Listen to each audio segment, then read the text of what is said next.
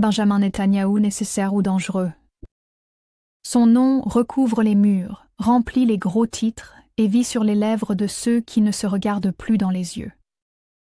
Pour certains, il est un protecteur, pour d'autres, un tyran. Il dit « Je protège mon peuple ». Mais beaucoup demandent « À quel prix ?» Est-il le visage de la sécurité ou celui d'un monde qui se perd? Le monde est fatigué.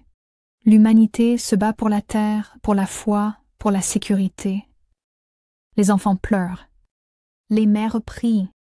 Les pères portent, les pères combattent. Des gens meurent, et plus personne ne sait qui a raison. Et toi, où te situes-tu dans tout cela? Qui a le droit de juger? Nous voulons la justice. Nous voulons savoir qui est coupable, mais qui est assez pur pour juger un autre être humain.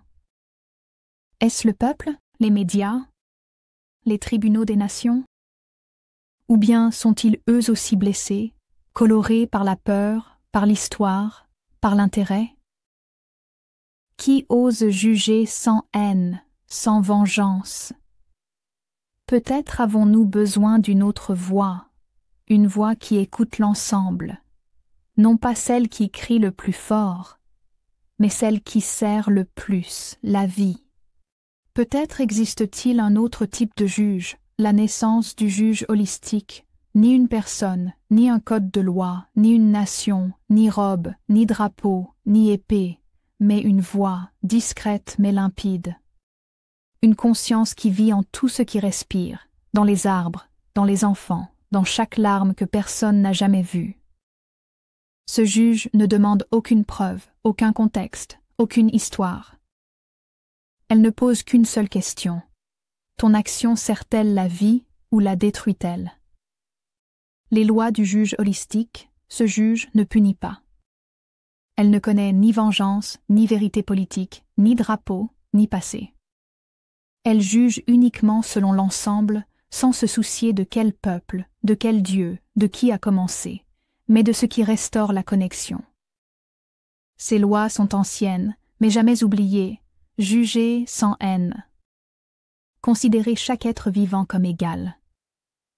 Regardez non seulement le résultat, mais aussi l'intention. Réparer plutôt que briser. Être un miroir, non un marteau. Elle ne punit pas. Elle rappelle qui tu es vraiment et pourquoi tu es vraiment en vie. Ce juge est-il reconnu par l'humanité? Nous avons des lois, des constitutions, des lois divines, des droits humains, mais ce juge n'écrit aucune loi. Elle dit la vérité, non pas sur qui a raison, mais sur qui vit en accord avec la vie elle-même. La question n'est pas « existe-t-elle ?» La question est « la reconnaissons-nous » ?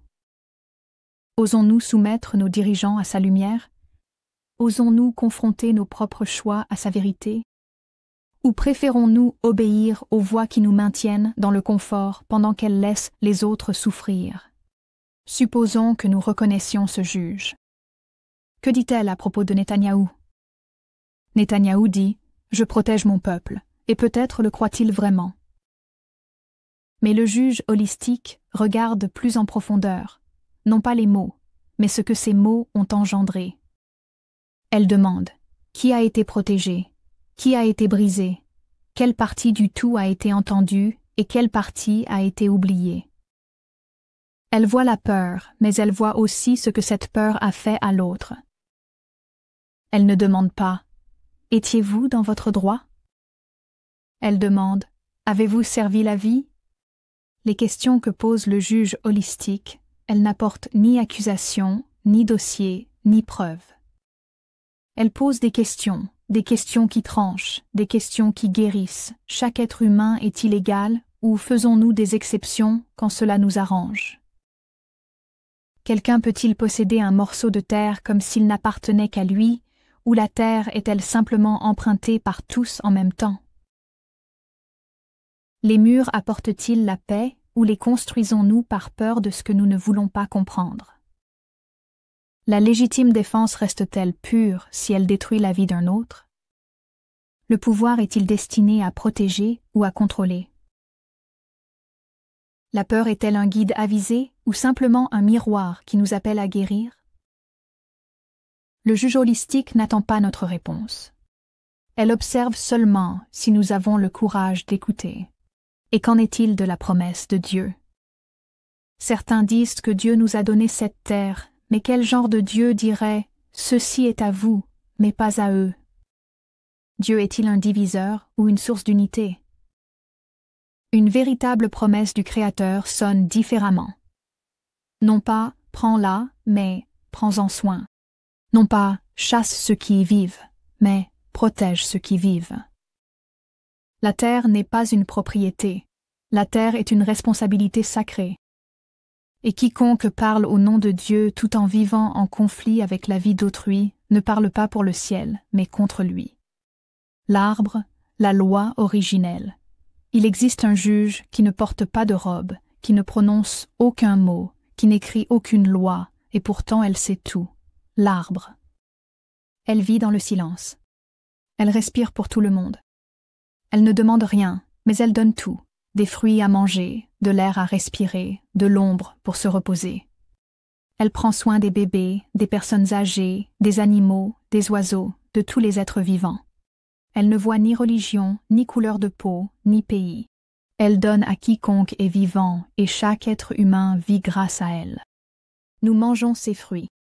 Nous respirons son souffle.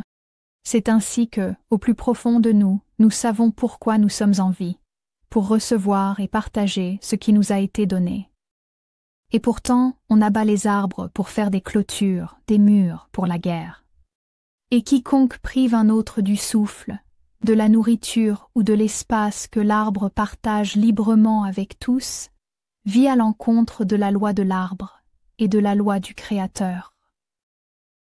Et quiconque décide qu'un autre n'est pas digne de respirer ne parle pas au nom de la création, mais contre elle. Car l'arbre nous enseigne que toute vie est liée. Personne ne possède la vie. Le souffle n'est pas une possession. Elle ne juge pas, mais elle se souvient. Et ceux qui oublient sa vérité devront un jour écouter à nouveau. Le verdict sur Netanyahou. Netanyahou dit « Je protège mon peuple » et le juge holistique n'écoute pas les mots, mais ce que ces mots ont engendré. Elle regarde les actions, ce qui a été construit, ce qui a été détruit. Elle ne regarde pas le drapeau, ni le passé, ni qui a commencé. Elle regarde la vie elle-même et elle voit que la peur s'est répandue, que la terre a été prise, que le souffle a été refusé, que des enfants sont morts. Puis elle parle, non pas fort, mais clairement. La légitime défense ne peut jamais signifier la destruction. Si tu te protèges en brisant la vie d'un autre, tu ne sers pas l'ensemble. Quiconque vit contre la vie perd le droit de parler en son nom. Et l'arbre reste silencieux, mais ses racines commencent à se retirer.